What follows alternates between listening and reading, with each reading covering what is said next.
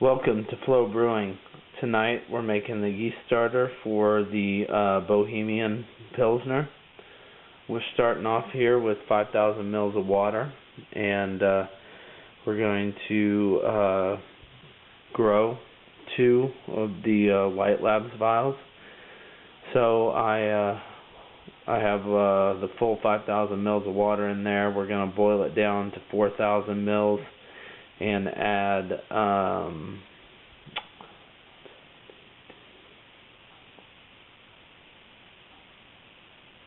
340 grams of DME for a target of 1.040 on the starter. So we'll see how we hit, and thanks. Had a great little 15-minute boil here. Have a really good looking starter down there, and sanitized my funnel, and we sanitized our Erlenmeyer flask. So we're going to dump these out and go ahead and start cooling that starter wort, and then we will get the yeast in there. So we got to take a hydrometer reading too. Getting ready to see how much total volume we have, but we had to add a little bit more DME. Took 2 different refractometer readings. Finally hit 1040. I'll probably take one more just to make sure it's stable right there at 1040. I'm going to go ahead and put it in my flask and see what kind of volume I'm looking at. And doesn't really matter, because if I have extra, I'm just going to waste it. I'm going to make sure that I get right to that 2,000 mil mark, and then let it cool, and I'll bring in my little thermometer, and we'll pitch these.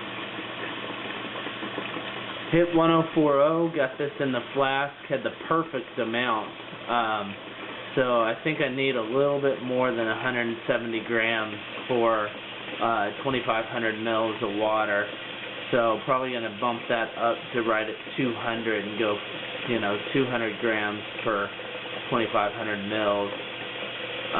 But anyways, got pretty good data tonight. I'm going to let this cool, bring in my little temp probe, measure the temp, and we'll go from there. So we'll be posting here in a little bit. Cheers. I have 2 WLP 802s getting ready to pitch. Temp right now, you can't see it there, but it's about 69 degrees. Good morning. It's 11:43 correction, on Saturday, December 15th.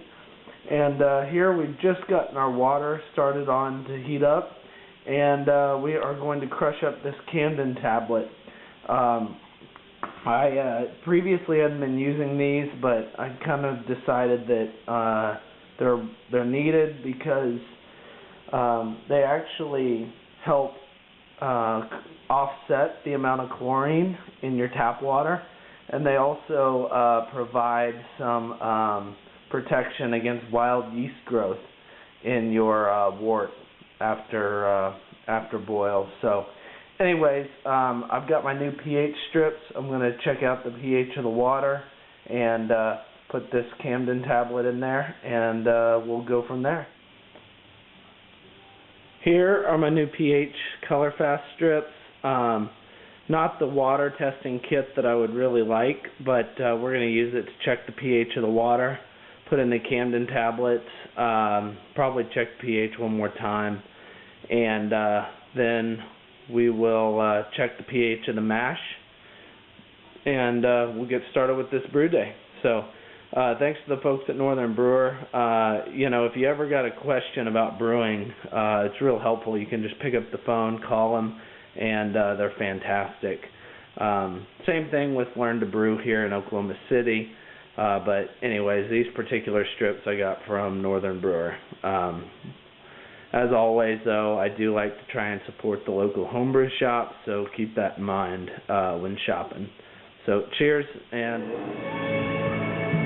alright, so that is my pH strip, and it's hard to see on the camera, but it's actually, my water pH is right about 7, so that's not as neutral as I would like.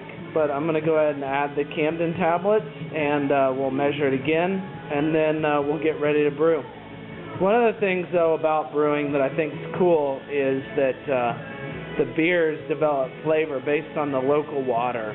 So, you know, I think I'll experiment around with different water profiles and water treatments, but I really like the idea of using the natural water and having the beer taste as it does because of the location. So, anyways, just a couple thoughts, and I'm going to add my Camden tablet. And today we finally made our heat shield, and you can see in there, if we zoom in, it's about as close as I can get. I just made it with a piece of aluminum from Lowe's, and then put some rivets in it, got it to seal up around there.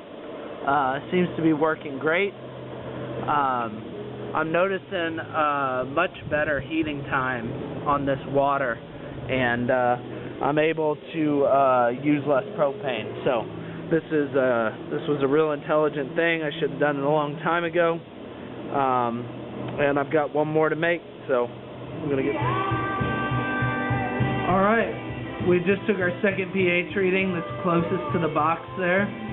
That one is between 6.5 and 7. The other one's clearly 7. So the Camden tablets reduced the alkalinity of the water just a bit. I'll have to make sure that makes sense, but that seems what that suggests. And now we're getting ready to mash in. We are right on target at 176, so we are going to mash in. And as usual, we're going to taste our grains here, just to make sure that they're good.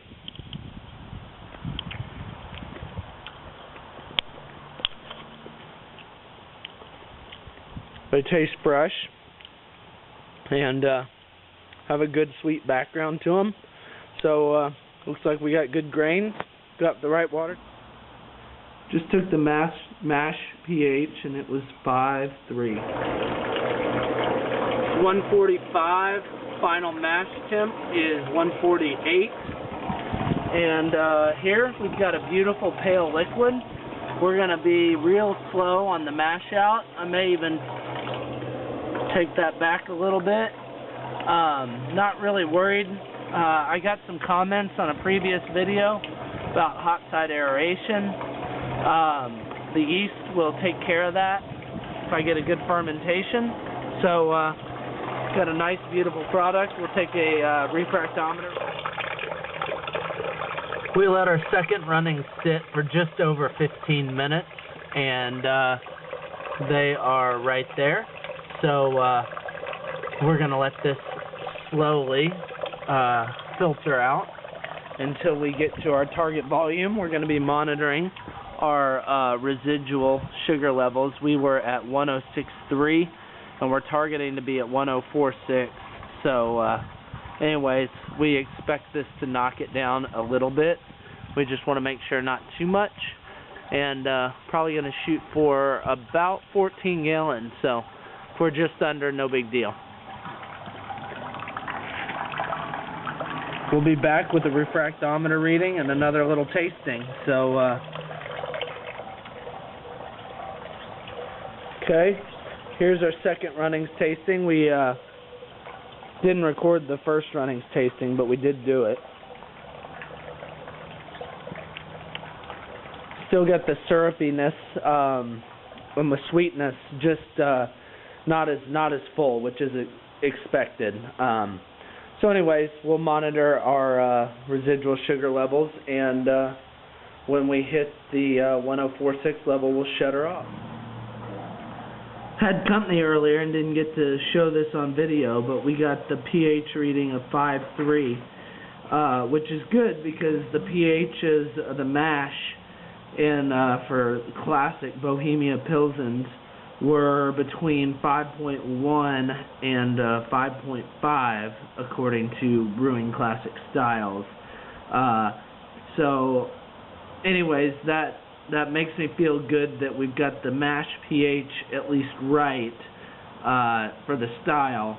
The water was not quite in line, but again, I'm preferential to using local water as opposed to using treated water, because I just think it gives the beer a little bit more character to the region that it was brewed in.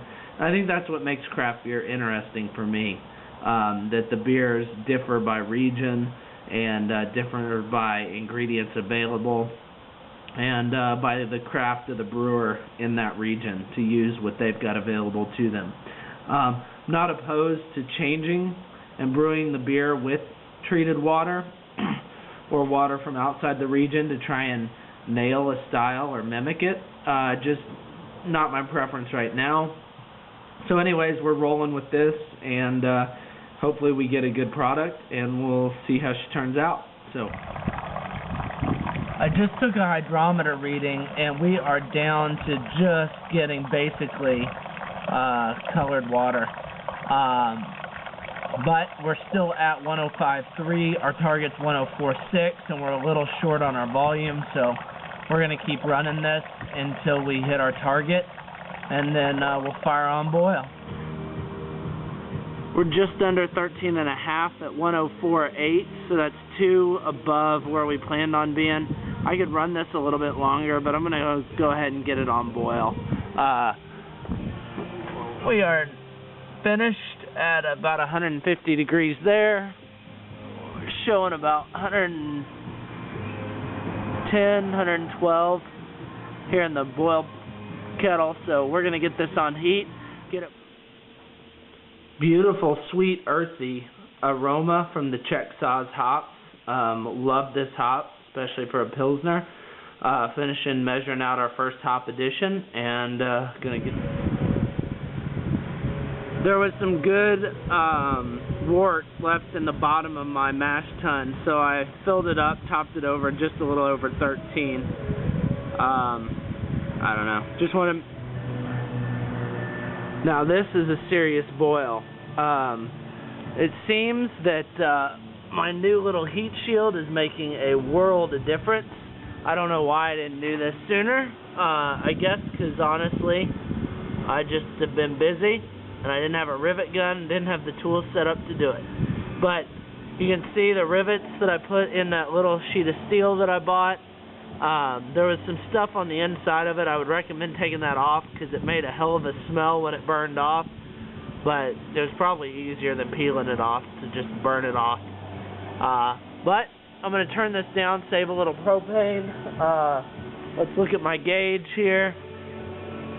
Got plenty of propane. And this thing is boiling like crazy. This is one of the best boils I've ever had. So I'm going to keep notching it down. Well, it's starting to get dark because it's winter. But this thing is boiling like crazy. This is the best boil I've ever had, and I've used the fewest amount of propane, and it's all because of that. It's awesome. And you can see I've really got it juiced, flames coming out the side. Might have it juiced just a little too much, but my boil was slowing down, so I turned it up. Man, it's rocking. So, great fire, great boil tonight. You can see how hot it is, that steel is iron red. My rivet, I'm a little worried about because I can see through it. Not sure that that's supposed to have happened, but we'll see how that holds up. So, anyways, great boil, and getting ready to throw in the last hop. I know we had a good boil tonight because we are just above 11 gallons and we were shooting to be at 12, so we boiled off almost 3 gallons instead of 2. Great boil. Beer looks wonderful. Good color, lots of hops, nice aroma. So we will take a sample, take a refractometer reading, and thank you.